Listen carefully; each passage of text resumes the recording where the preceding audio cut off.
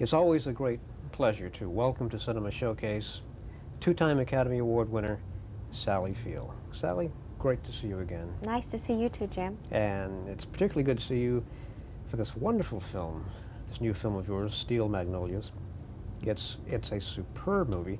And I want to just mention two-time Academy Award winner. It occurs to me, as I'm sure it's occurred to a lot of people, that in both of your Oscar-winning portrayals, you've played Southern women. Yeah.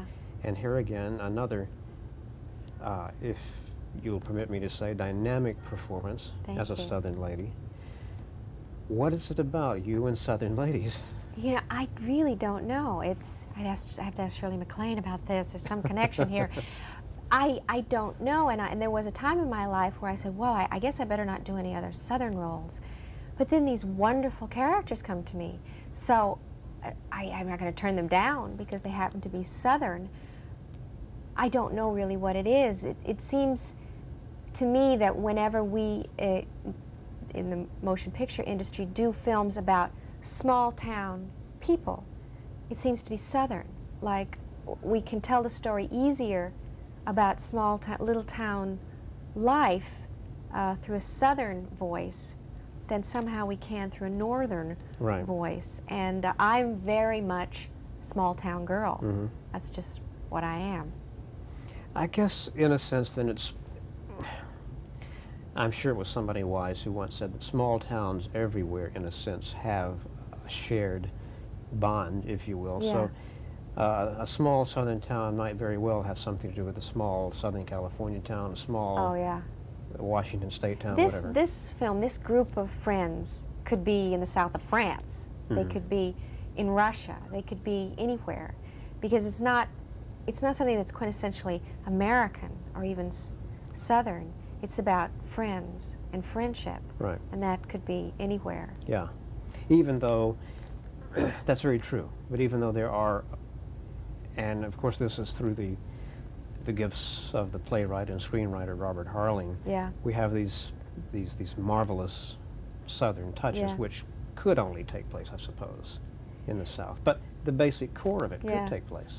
The core of it could take place any place, but Bobby Harling's experience with the South, knowing the South, the colloquialisms, the characters that come out of the South is what makes the film so colorful. Mm-hmm. And you know, being a Southerner myself, this is one of those few times in my movie-going experience where I have not had to turn away several times from the screen going, why did they say that? Yeah. Or why did they do that? This movie rings true in every way. What attracted you to the character of Malin?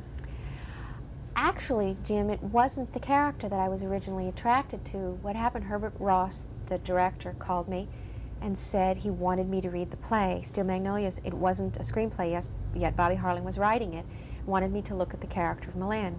And I read the play. I had never seen the play. And I said, I love it. I love the piece. Not specifically loving Malin, I just loved the play. I loved what it was about. And I don't think I really took a good look at Malin until we went into rehearsals, which was sometime later, because when Herbert had asked me to read it, he didn't even have a cast yet. I was like the first one, and then I got to watch everybody else come on board, which was so exciting. You know, Herbert Ross, I think, is one of the few directors today, one of the few film directors today, who could, what's the word I'm looking for, marshal such an impressive array of female talent into a film, because I think he's, this may not be entirely accurate, but he's, in a sense, the George Cukor of today, in that if the women were somehow remade into a film, Herbert Ross would be the perfect director to do it. I think that he would. He has made some wonderful movies all about women. Yeah. And I think he's one of the few directors that does that and works consistently with women. Turning Point, The Goodbye Girl. Yeah. I think he understands women in a way that most men don't. But besides that, I think he rejoices in them. Yeah. He's delighted by them. Such a nice way. And when and yet, as soon as I got those words out of my mouth, I couldn't help thinking back, how could you have a more sensitive director toward women than Marty Rich? Yeah. Because Marty's another one, but Marty's, and admittedly, so Marty's he takes a more dramatic look at life.